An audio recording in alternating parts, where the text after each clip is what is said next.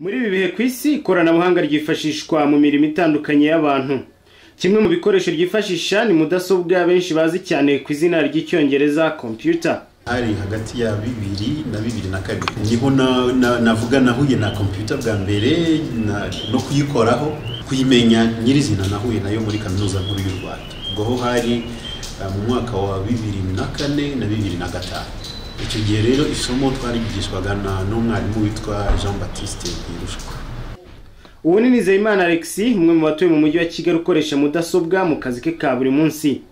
Uwamaze kuvuga bamwigishije gukoresha mudasobwa ni Rushwa Jean Baptiste, n'umwe mu bambere bigishije gukoresha iki gikoresho cy'ikoranabuhanga mu Rwanda, ubu akaba akora muri kaminuza y'u Rwanda ishami rya Huye. Mu mwaka wa 1989 uyu mugabo warusoje amasomo y'ubunyamabanga biga gukoresha imashini zandika ariko batariga mudasobwa, we amahirwe yo kuyiga avuga ko yabonye muri kompanyi yigenga ikomeye arimo kwimenyereza umwuga. Ndangije kwiga muri 1989 mu mpera nibwo nasabye akazi mu cyahoze ari kaminuza nkuru y'u Rwanda, hanyuma akazi barakampa nkorana n'ishuri icyo gihe ryari rimaze gutangira ryitwaga IZAP. Twagize amahirwe muri 1991 hagati haza abafatanyabikorwa bakoranaga n'icyo kigo cya IZAP batuzanira ordinateri za mbere, n'igihe wabaga bashyize ku ruhembe kugira ngo nshobore kuba natangira gukoresha izo mashini.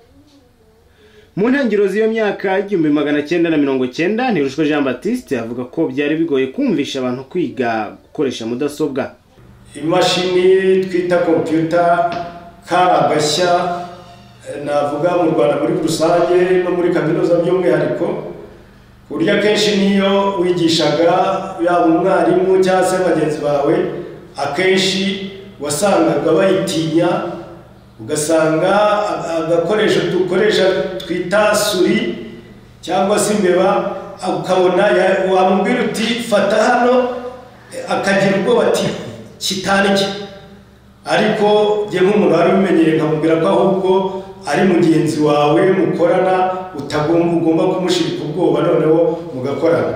Mu Rwanda ubu serivisi nyinshi zisabwa kandi zikanatangwa hifashishijwe ikoranabuhanga. Mudasobwa ikabigiramo uruhare runini ku buryo kuri bamwe nka Alexis Nizeyimana iki gikoresho cyabaye nk'ibiro. Ukazi gukoresha computer bisa naho byabaye navuga ngo iki niyo karamu niyo ufatira note niyo uyikoresha mu bintu byose. Computer yanjye idakora neza mba meze nk'umuntu usa naho ibiro byanjye babifungiranye ntafite urufunguzo.